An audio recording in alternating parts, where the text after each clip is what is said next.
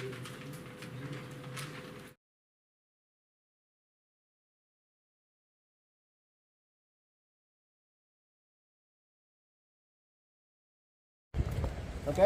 Sir ఒక నిమిషం sir okay sir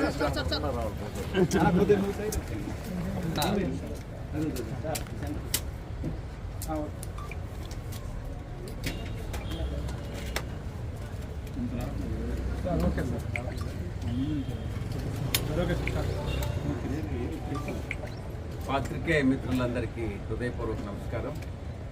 ఈరోజు రిటర్నింగ్ ఆఫీసర్ దగ్గర నామినేషన్ పేపర్స్ నెల్లూరు పార్లమెంటు లోక్సభకు వైఎస్ఆర్ కాంగ్రెస్ పార్టీ తరఫున అభ్యర్థిగా ఫైల్ చేయడం జరిగింది. ఇది జీవితంలో నా యొక్క జీవితంలో ఎన్నటికీ మరువలేనటువంటి దినంగా నేను భావిస్తూ ఉన్నాను. పుట్టి పెరిగినటువంటి నెల్లూరు లోక్సభ నియోజకవర్గంలో జీవితాంతం గుర్తుండిపోయే ఈ యొక్క ఈవెంట్ని గొప్ప సందర్భంగా నేను భావిస్తూ ఉన్నాను. నెల్లూరు నేల తల్లి రుణం తీర్చుకునేటటువంటి భాగ్యం నాకు కల్పించినందుకు మా పార్టీ అధ్యక్షులు శ్రీ జగన్మోహన్ రెడ్డి గారికి, శ్రీమతి భారతిరెడ్డి గారికి నేను కృతజ్ఞతలు తెలియజేసుకుంటా ఉన్నాను.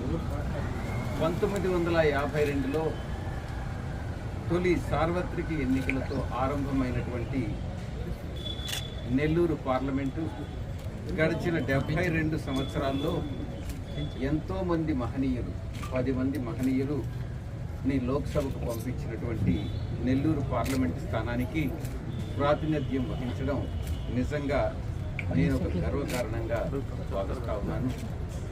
దీనికి నాకు సీట్ ఇచ్చినటువంటి జగన్మోహన్ రెడ్డి గారికి నేను మరొకసారి కోటి వందనాలతో నా యొక్క కృతజ్ఞతలు తెలియజేసుకుంటున్నాను. మొట్టమొదటిగా రాజకీయ దిగ్గజం మొట్టమొదట రాజకీయ దిగ్గజమైనటువంటి బెజవాడ రామచంద్రారెడ్డి గారితో మొదలైనటువంటి నెల్లూరు లోక్సభ ఎంపీల జాబితాలో నా పేరు కూడా చేరడానికి ఎనలేని ఆదరాభిమానాలతో సువర్ణ అవకాశం ఇస్తున్నటువంటి నెల్లూరు ప్రజలకి నేను జీవితాంతం రుణపడి ఉంటానని తెలియజేసుకుంటా ఉన్నాను. నా యొక్క చిరకాల కోరిక మీ అందరి ఆశీస్సులతో, చల్లని దీవెలతో తప్పకుండా ఈ యొక్క తీరుతుందనని నా యొక్క ప్రగాఢమైనటువంటి విశ్వాసం.